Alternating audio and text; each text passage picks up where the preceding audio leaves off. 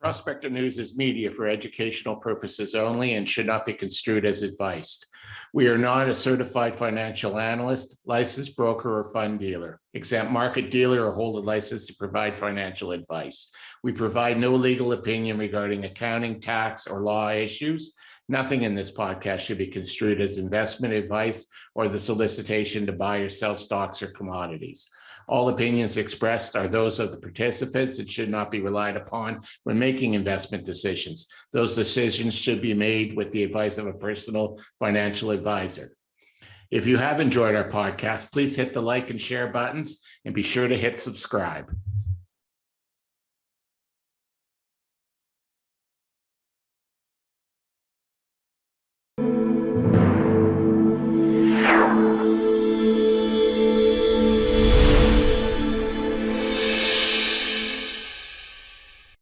This is Michael Fox, and this is the Prospector News Podcast. Joining me today from the National Investor is longtime Prospector contributor and friend, Chris Temple. Welcome, Chris.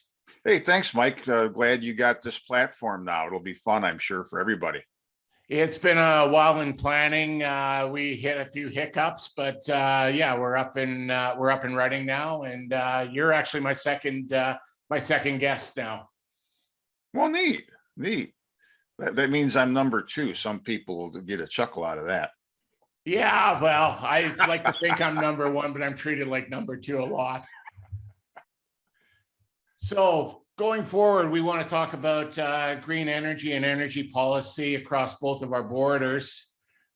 We've got Trudeau up in Canada, who seems to be giving us mixed messages about energy, as is your president down there.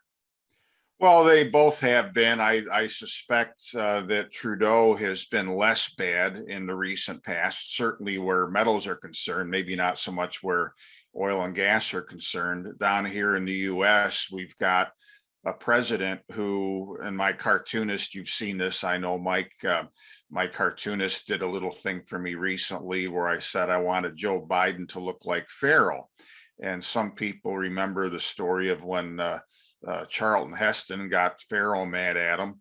The Pharaoh said, "All right, I'll fix you. You're not going to get straw to make your bricks, but your tally of bricks shall not diminish." So I've got Biden dressed up as Pharaoh, and he's got a bunch of Secret Service agents protecting him. And in the audience, you've got miners and laborers and union members and engineers and whatnot. And Pharaoh Biden is saying to them, "You can't have your materials, but your tally of EVs shall not diminish." So we have a policy here that is just inept, to put it mildly. A president who wants half of the vehicles, new vehicles on the road by 2030 to be electric vehicles, but yet where there is not only insufficient planning for how any of these car makers are going to have the materials, the straw, if you will, that they need, but an administration which even recently invoking the Defense Production Act to allegedly make more domestic metals and minerals available for this thing. Out of the other side of its mouth, it enables people like the Treasury Secretary, the Interior Secretary, and the EPA and others to keep projects bottled up and shut down. There have been several things that were heading to development, Mike, when this guy took office, that have been interrupted or flat out canceled. So we're in a lot of trouble. We are at the beginning of a new energy crisis. And about the only good thing I can say with Russia's invasion of Ukraine and bringing a lot of these imbalances to a head much more abruptly is we're going to be forced, and we're going to go through some pain first, because our leaders of both of our countries really still don't completely get it. We're going to be forced in the US here, I'll use a historical term from here, to re-embrace what was called the Monroe Doctrine. And with this multipolar world that's going to emerge in the coming years, we are not going to have the US or the US dollar dominant throughout the world as it's been. It's going to be one of the major currencies of the world, but not necessarily the only one. So we need to scramble and get ready yesterday for a world in which we need to tend to our own house. The US and and Canada need to work together more closely than ever. We need to work with Mexico, with South America. We need to get China the heck out of South America and make sure that those countries with resources in our backyard are our allies, and that we do all of this correctly. It's going to be a lot of work, but we're going to go through a lot of pain first to get to the place where everybody claims they want to be. Yeah, I would definitely agree with that. I get frustrated when I hear Biden say we need to stop relying on foreign, energy, and he cancels the Keystone Pipeline, which would get Alberta oil down to the Gulf, where you guys could process it into gasoline. And it's at the end of the day, all this inflationary pressure is coming down to energy. We have consumer inflation in the energy. For those that don't understand that, that's supply and demand. There's less supply and more demand, so the price of oil is going up in that factor, and that's spreading into cost inflation across the board, because energy goes in as inputs to absolutely everything, from the food on our table to the cell phones we have in our hands. Well, no but even question. our prime minister, we're getting mixed messaging from him as far as energy goes. On a positive, he just approved offshore programs in Newfoundland, which will get us more oil and gas on that front. But in his budget, he canceled the flow-through tax credits for oil and gas exploration. So go figure.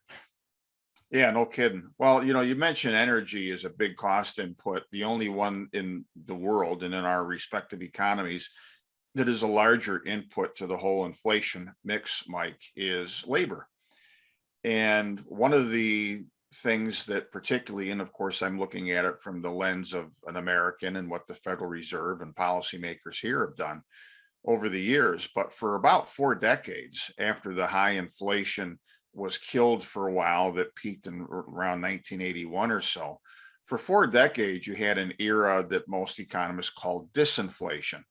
And the Fed chiefly was able to figure out how to do 2 things. Number one, with the far more dramatic increase in the monetary base and in debt than anything that we had in the 70s, it figured out how, as a first matter, to channel that massive monetary inflation into asset prices. So that gave rise to the wealth effect. And it upended the old formula of markets, where instead of markets reflecting the health of the underlying economy, first you goose the markets, you create these artificial wealth trends in stocks and real estate and so forth. And then that wealth effect and all of the added associated credit trickles down and enables economic growth. And that's one of the things they did. The other, together with policymakers in Washington, was to outsource and offshore pretty much all of US manufacturing to keep costs down. Yeah, threw a lot of Americans out of work, but it replaced higher cost labor in America, and Canada did some of the same things in some contexts, and so have the other developed nations. You go and hire coolie labor elsewhere, and now your costs are down, and that keeps the consumer inflation down. That trend is over, and it's over for a variety of reasons. And that trend is over at the same time that countries with the resources that are needed in quantities way beyond current abilities, when they're starting to flex their muscle. Look at what Russia's done recently. Russia, in the first quarter, blew away its old record for a quarterly current account surplus. Now, part of that was because imports have dropped so much, but it also is still exporting an awful lot of stuff to countries, including the hypocritical US, that can't get by without some petroleum products and nickel and palladium and uranium yet from Russia. So Russia, a lot of the developing world that is rich in resources, are saying, hey, wait a minute, we're sick of getting crumbs when these rich Western nations, or when China comes in and they exploit our countries, they take our resources, give us a few pennies on the dollar, forget about it. That's over. So the world over, labor costs are rising. It's long overdue in a developing world where it's been a modern day slavery, Mike, really, when you think about it. And you add that to the chronic shortages of these things. And if any of you have listened to Jeff Curry, who is the head commodities guy at Goldman Sachs, he really does believe that barring a major deflationary implosion that sets everything back for a while, that we are in a new commodity super cycle, where for years, the world is going to be scrambling to develop and bring to market resources, whether it's copper, nickel, palladium, uranium, even traditional oil and gas, all of these things that are just in too short a supply for a world where energy demand still grows every single year. I certainly agree with that. And as we go to green our economy, I'm looking at shortfalls in our infrastructure that, we're going to need these commodities just to get the electric grid up to where it needs to be. I was reading an article, I think it was Scientific America, that says if there's more than 4 Teslas in the average neighborhood, the power grid in the local area can't handle it, and it would slow the charging of the vehicles down dramatically. Let me tell you how bankrupt this whole policy is, okay? It's bad enough that we have an administration that is part inept and part criminally mishandling our nation's energy future. I mean, some of this stuff is beyond stupid. You have to ask whether some of the people around the president, and I mentioned a couple of names, but I'll be polite for the moment, whether they deliberately want to tank our economy and our energy ability in the hopes that they can build the real utopia on the ashes. So some people say yes, some people say no. But I listened a few weeks back, Mike, to Mary Barra, who is a CEO of General Motors, who claims that she wants to build all kinds of electric vehicles and stuff as well. She was at a conference being questioned by, I believe it was Phil LeBeau on CNBC, and he wasn't letting her off easy. He was asking her very pointed questions about, where are you going to get the nickel? Where are you getting the workers that know how to build these things? Where are you getting the workers that know how to service these cars later? And all this woman could do was to repeat platitudes. It sounded like she was working not for General Motors, but for the Democrat National Committee or for some environmental think tank. Because all she could respond with was, well, the American people want us to do this. They want us to reduce carbon emissions. Yeah, all right, we know that. How are you going to do it? She was utterly clueless. She couldn't even distinguish between what battery metals and precious metals are. To make it worse, she has on there with her another woman who is the head of PP&L out in California. And they've come up with this harebrained scheme where the next time California has a brownout, now don't laugh, folks. If you're taking a sip of your coffee, put it down because you're going to spit it out. They've come up with a harebrained scheme where the next time there's a brownout, they're going to have homes where people own EVs equipped to where your EV battery can charge your home. I swear to God, that's what these two dingbats said.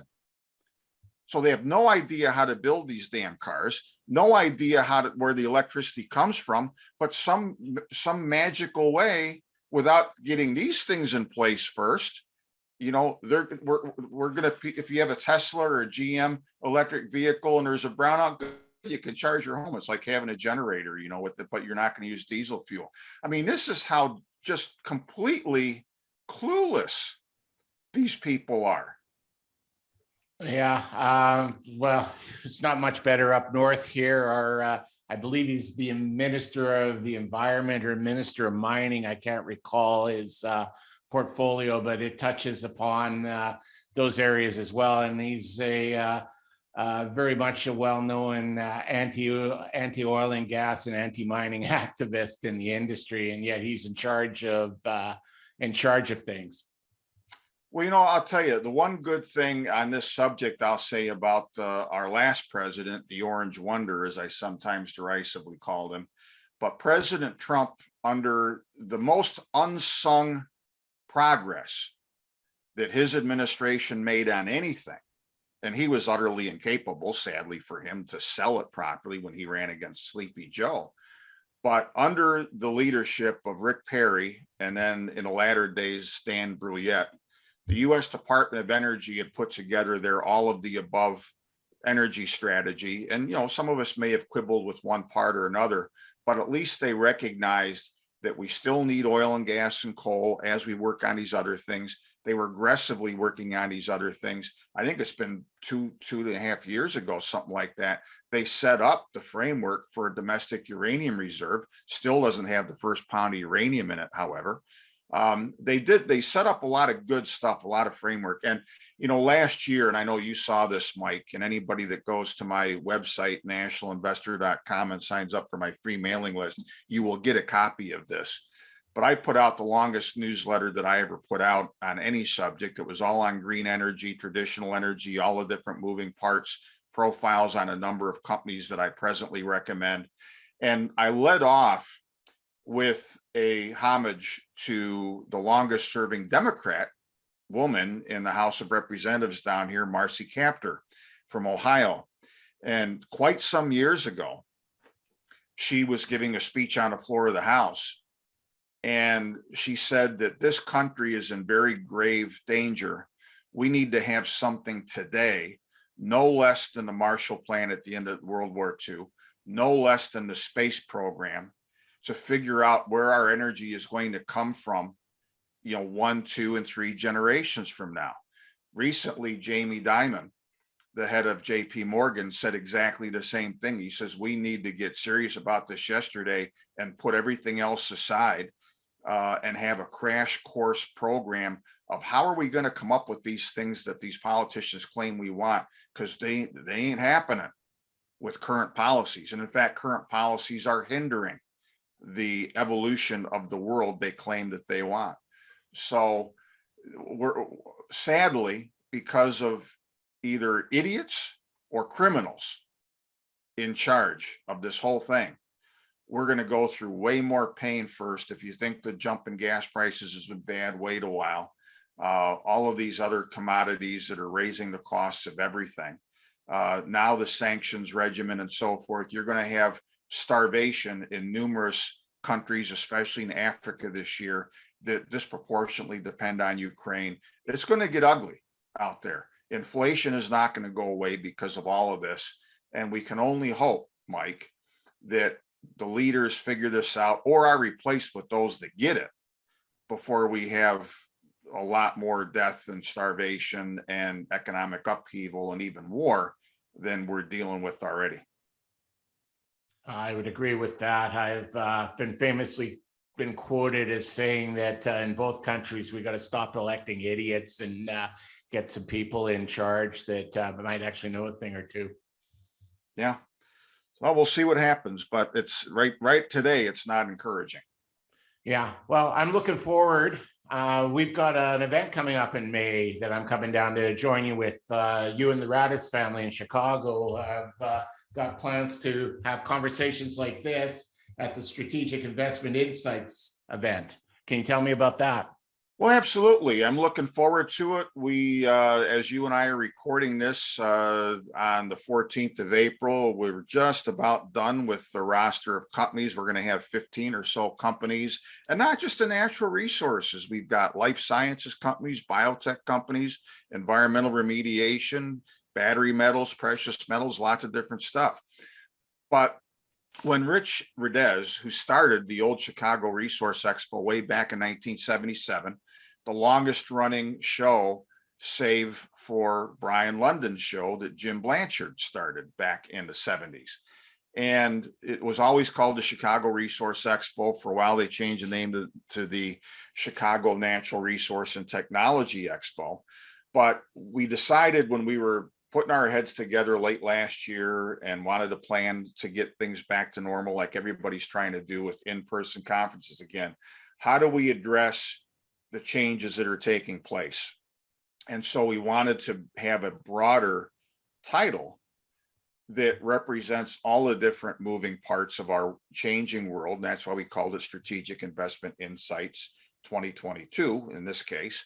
The website is strategicinvestmentinsights.com. You can go there, register for free. If you can make it in person, it'd be wonderful to see all of you that can come. If you can't, still register, because that will give you access to most of the talks, the company presentations, most definitely the panels we're going to have. And contrary to the past, when the one big panel during the weekend conference was on Friday night, we're going to have two panels. The Friday night panel will be on the macro economy, stock picking ideas, precious metals, and so forth. And a Saturday panel will be dedicated to green energy and the whole energy mix, both the existing old energy economy, as well as battery metals and things like that. It's going to be very dynamic. And, you know, two major underlying themes, Mike. I was listening a couple of mornings ago to Bob Pisani, one of the regulars on CNBC. He was down the road from me at an investment advisor conference focused on the ETF market down in Miami. And his characterization of the mood there was that you had about 2,000 investment advisors in attendance who, in Pisani's words, are terrified. They have no idea what the heck is going on. All they know is the world is changing. Virtually all of them, for one reason or another, are beholden to every word that comes out of Jerome Powell's mouth or Joe Biden's mouth or whatever, but they don't get two major facts of life that we are going to be talking about at this conference and giving people strategies on at this conference. Number one is, as we alluded to earlier, that inflation is not going away. When the Federal Reserve tells you that by 2023, they're going to have inflation back down toward their so-called 2% target, the only way that happens is if we have an implosion in the economy and markets similar to 2008. That's the only way that happens. Otherwise, there are so many structural things, a few of which you and I have already talked about, in place that there's no way we're getting back. We'll be lucky to get back down and flatline around 5% inflation going forward. And that's going to still hurt the average household and business. We'll be lucky if we get back down to that. Number two, none of us alive today, none of you folks listening to this today has lived in a world that did not revolve around the United States of America as the biggest and most important economy, and did not revolve around the United States of America and its currency as being the global reserve. That world is going out the exit door as we speak. It has been accelerated. These trends away from globalization and global supply chains that were already in place have been accelerated tenfold by Russia's invasion of Ukraine and the dynamics that has all unleashed. And if you don't get that, if you don't get that we are going to a multipolar world, I'm not saying that some of the nonsense from usual suspects out there, the dollar is going to be replaced next week by a new IMF currency. Run away from those people. Don't walk, run away.